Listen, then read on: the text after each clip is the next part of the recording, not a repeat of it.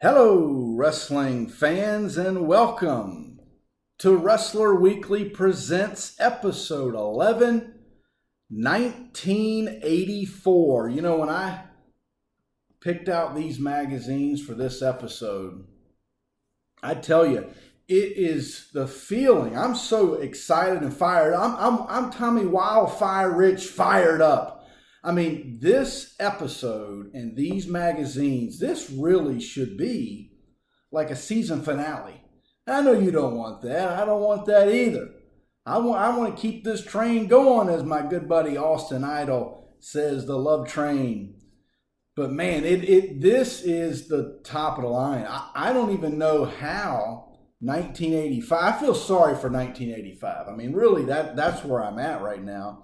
Is I feel sorry for 1985 because, man, 1984, it is unbelievable, the magazines that I'm going to show you today. And really, I went through them. I was like, man, are these mine? I mean, that's how awesome it's going to be. So I'm going to get into that here in a minute. But first, a couple shout outs. This Sunday, it was funny because Saturday night, always the night before, as you know, Wrestler Weekly, I always like to preview. This is just my marketing background. I like to preview what's going to happen the next day. And so Saturday night, I put out the tweet, tomorrow, stay tuned and see who's going to get the Wrestler Weekly shout out for Sunday, the old Sunday shout out. So, and I usually put like a family photo on as like it's kind of like my family to you and with the shout out. But what was great is my old buddy Richard tweeted out something about, I had a picture of me and my wife and my son, and he tweeted out, it should be your wife. I got to think, I was like, man, that's a good idea. And so I went with it, Richard. So thank you for that. But my shout out, the Sunday shout out for Wrestler Weekly was my wife, #backbone, Sarah. So shout out to you. Love you, babe. And as this is going to air, as this is airing Wednesday night, 9 o'clock, make sure you're always there. I know my good buddy Bobby is there with his snacks. The snacks of the week. But my family and my mother-in-law, they're in Disney World right now. If you're viewing this live Wednesday, 9 o'clock, then they're in Disney World right now. And I am watching my Yankees. And so hopefully we can take care of this Game 5.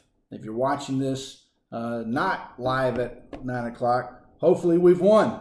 So we'll see what happens there. But shout out to my wife. Shout out to your family members and girlfriends and wives and boyfriends and husbands that support your passion for wrestling. Speaking of wrestling, I just got off the phone with my publisher. And yes, the wait is over. My publisher just told me that Family Bacon Wrestling, the most anticipated wrestling book of all time, is going to be released in early November. Now, I will tell you that I will have copies at WrestleCade, and there's packages out there with Mil Mascaras and Tommy Wildfire Rich, who will sign the book, and I'll sign the book. So there's packages out there. Follow me on Twitter at Wrestler Weekly to get those and get that information. You can also find us on Instagram and Facebook. YouTubers, make sure you are commenting, and you will want to comment on this episode, episode 11. Are you ready? Because guess what? #HotMag. Mike Leotis, my old buddy Mike, we are going to make #HotMag famous. Matter of fact, I'm going to do a campaign. that we're going to pick a day. I'm going to pick a day, and I'm going to put it on Twitter. I'm going to pick a day, and we're going to try to get hashtag Hot Mag trending, where you just start blasting hashtags Hot Mag in your favorite magazine. Let's get Hot Mag trending. I'll let you know when. But without further ado, episode 11, 1984, the Hot Mag, the first mag. Drum roll, please. The original Hell in a Cell. I know Hell in a Cell was this Sunday, and this is the original. The last Battle of Atlanta, Buzz Sawyer, the Mad Dog, versus Tommy Wildfire Rich. What a match. Unbelievable is all I can say. Unbelievable. I'm just going to let that marinate. Let that marinate. If you've seen the match, it is just unbelievable. The way these guys were going at it, blood, sweat, and tears for sure. And by the way, not only is this signed by Tommy Wildfire Rich, but if you look in the top here, that's Austin Idol against Stan Hansen. If you've checked out Austin's podcast, he talks about this match. Stan Hansen was on his show and talked about this match. And this is signed by Austin Idol. Austin decided to sign it over Buzz Sawyer. But Tommy Wildfire Rich and Mad Dog Buzz Sawyer Austin Idol and Tommy Wildfire Rich both signed the big match here, the last Battle of Atlanta. And here's a funny story about this mag real quick. I went to see Tommy Wildfire Rich at a fan fest, Reggie and I did, and when I went there, matter of fact, when I traveled, I went from Raleigh down to Jacksonville, Florida, and then my brother and I were going to go up into Georgia to a fan fest. This was a few years ago, and what's funny is I was specifically going to see Ric Flair and was focused there, and I'd only brought a couple Tommy Wildfire Riches. And so Reggie had this magazine, and I actually had, I'm going to open this up, I had this magazine in my in a 3-ring binder, and I had it on this, and I had the binder, this was in the plastic, and so it was all these magazines that were in the binder. So all these are covers of magazines, Wrestling Album number 5. And I had this as kind of in the sleeve, like a preview of what's next. Well, I just so happened to open this thing I was doing something, put another magazine in, and so I picked it out and I threw it on the counter. And I looked down and I'm like, what in the world? Are you kidding me? Look at this magazine. This is the last Battle of Atlanta. Unbelievable. So it was just perfect timing that thing was in a 3-ring binder in Florida when the rest of my magazines were in Raleigh. But there you go, the Hot Mag for episode 11. What's next? 1984. My goodness, think about the history of wrestling that happened in 1984. And you know what happened. You know the dates, you know the matches, so I really want the magazines to speak here, but what's this one from? Of course, Starrcade.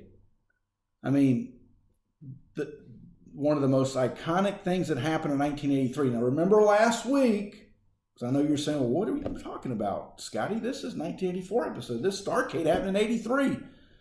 Well, remember, in the magazines, see this was February of 84, okay, February of 84, so you're getting the information from 83 into 84, so remember, Starrcade happened Thanksgiving night, so it wasn't until, this is March, this is Sports Review, this is March of 84, and you're finally getting the information.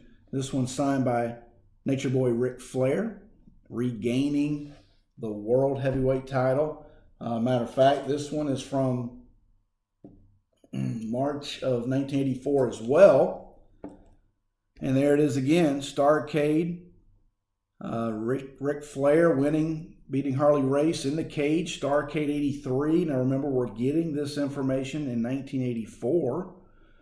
And this is also signed by Arn Anderson. Now that is not Arn Anderson, but this magazine, I saw Ric Flair and Arn Anderson, I believe it was 1999, I stood outside for 4 hours in a line. This was when Ric Flair and Arn Anderson, if you remember, they partnered and opened up Gold's Gym. And so they had, it was a grand opening for Gold's Gym in Hickory, North Carolina. And I stood in line and was able to get Flair and Arn to sign this one. All right. April. Now this is March. Now we move into April, and here's PWI's first with Flair. What an awesome mag this is. This is one of my favorites. Ric Flair, styling and profiling in the suit. Look at the title, A Second Chance at Greatness. There's the 10 pounds of gold. Unbelievable the man, if you will. Now, what happened in early 1984? What happened? You tell me. What happened? Well, WWF exploded on the scene because of this man right here. August of 1984, signed by Hulk Hogan. Look at that. Is that not awesome? Signed by Hulk Hogan. He signed this one in his shop in Florida. There's with the green belt, the famous green belt. One of my favorites, Hulk Hogan. Now, the last mag, the finale of the 1984 mags. This is from September of 1984. One of the most, one of my favorites. But if you had to put a price tag, this might be one of the most high dollar mags I own. This is September of '84.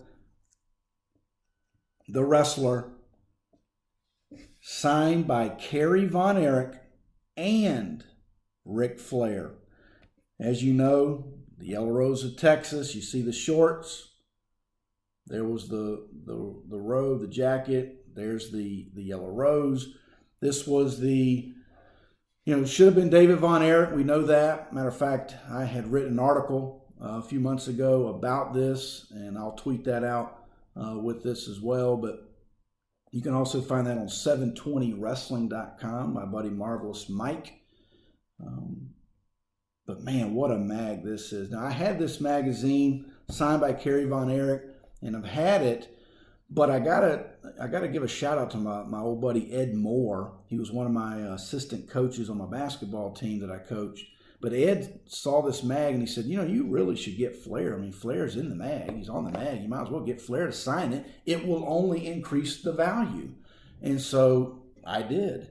And I mean, so much can be said about this. It speaks. It's like art. It's like art. You don't need me to tell you. You're a wrestling fan. And if you're new to this, I like those fans as well. But man, this is like a piece of art. It just speaks to you. There's so many storylines that are happening here. And so I'm just going to let that marinate.